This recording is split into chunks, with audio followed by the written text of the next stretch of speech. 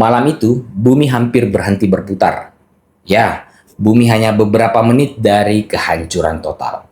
Tanpa siaran TV, tanpa peringatan publik, dan tidak ada seorang pun di luar sana yang menyadari hal itu, kecuali sekelompok kecil manusia yang ada di bunker bawah tanah saat itu. Dan bila saja salah seorang dari mereka mengambil keputusan yang berbeda, mungkin saja hari ini kita tidak di sini. Selamat datang di Narasi Ruli dan ini kisahnya. 26 September 1983 adalah masa paling kelam dalam Perang Dingin antara Amerika Serikat dan Uni Soviet. Mereka tidak saling menodongkan senjata, mereka juga tidak saling menembak. Tetapi keduanya menyiapkan sesuatu yang jauh lebih mengerikan dari itu, di mana ribuan senjata nuklir menunggu satu kesalahan kecil dan siap diluncurkan kapan saja. Para pemimpin hidup dalam kecurigaan, militer hidup dalam kesiapsiagaan, dan rakyat hidup dalam ketidaktahuan. Dan di tengah ketegangan itu, di sebuah bunker bawah tanah Soviet, ada seorang pria yang sedang menjalani tugas malam. Namanya Stanislav Petrov. Ia bukan seorang pahlawan, bukan jenderal, bukan seorang politisi, dan bukan juga pejabat. Ia hanya seorang perwira yang bertugas di ruang komando sistem peringatan nuklir untuk memantau sistem satelit. Malam itu ia duduk di depan layar monitornya, mengerjakan laporan hariannya seperti hari-hari sebelumnya. Dia hanya ingin menyelesaikan tugasnya lalu pulang ke rumahnya. Ruangan itu tenang, dingin. Banyak layar monitor, banyak data. Sebuah tempat di mana satu keputusan bisa menentukan masa depan bumi. Semua berjalan seperti biasa, tanpa firasat buruk sama sekali, sampai semua berubah ketika tiba-tiba alarm berbunyi keras.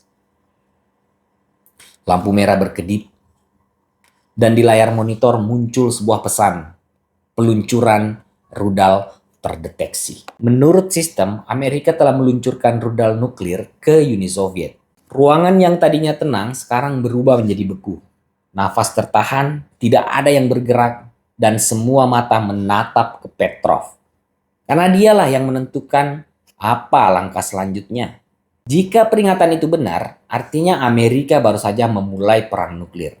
Dan dalam protokol militer, Soviet harus membalas dalam hitungan menit. Petrov punya dua pilihan, melaporkan sebagai serangan sungguhan lalu melakukan serangan balasan. Namun, kalau ternyata alarm itu palsu, dan Soviet sudah membalas serangan itu, artinya mereka yang memicu Perang Dunia Ketiga. Atau Petrov menganggap sinyal itu sebagai sebuah kesalahan dan mengambil resiko negaranya hancur tanpa perlawanan. Sebuah keputusan yang sederhana, tapi tidak dengan konsekuensinya. Sebelum ia bernafas dan berpikir lebih panjang, alarm berbunyi lagi. Sistem mendeteksi peluncuran rudal kedua, ketiga, keempat, kelima. Sekarang monitor menyatakan dengan tegas Amerika sedang menyerang Soviet. Dan waktunya semakin sedikit. Suasana berubah menjadi lebih tegang, lebih dingin, lebih panik. Telepon darurat menunggu untuk diangkat. Protokolnya jelas. Konfirmasi lalu balas dengan serangan besar-besaran. Tapi di tengah ketegangan itu, Petrov merasakan ada sesuatu yang janggal. Kalau benar Amerika ingin menyerang Soviet, kenapa hanya mengirim 5 rudal saja? Dalam strategi militer, serangan pertama seharusnya besar, masif, bukan hanya segenggam ancaman. Ia kemudian menatap layar monitornya sambil mendengar sirine mengaung-ngaung dan merasakan bahwa bumi bergantung di ujung suaranya. Dengan tangan gemetar dan nafas yang berat, ia mengangkat telepon komando dan berkata, "Ini alarm palsu. Jangan dibalas." Satu kalimat dari orang yang memilih berpikir sebelum bertindak dan mungkin saja menyelamatkan banyak umat manusia. Beberapa hari kemudian, penyelidikan menemukan jawaban bahwa satelit melihat bumi dari orbit tinggi. Dan di sana, di lapisan awan yang sangat jauh, masih ada pantulan cahaya matahari dari bagian bumi yang belum gelap.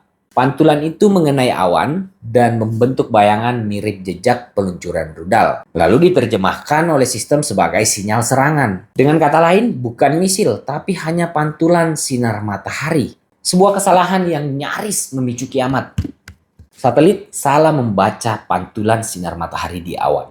Namun, Petrov tidak diberi medali, tidak disanjung, tidak dipuji. Ia bahkan dimarahi karena menyalahi protokol militer. Setelah kejadian itu, selama bertahun-tahun ia kembali hidup sederhana, tenang, seolah-olah tidak terjadi apa-apa. Dan tidak banyak orang yang tahu bahwa ia telah menyelamatkan bumi. Sampai suatu ketika, arsip militer dibuka, barulah dunia tahu bahwa ia pernah menyelamatkan bumi. Banyak orang yang menyebutnya pahlawan, namun ia hanya berkata, "Saya bukan pahlawan. Saya hanya orang yang mengerjakan pekerjaannya dan tidak ingin terjadi perang."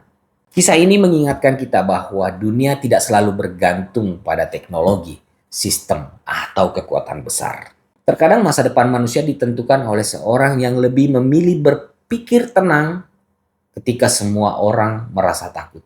Terima kasih sudah mendengarkan, jaga dirimu, dan sampai jumpa di narasi Ruli berikutnya. Kalau menurut kamu video ini menarik, bagikan.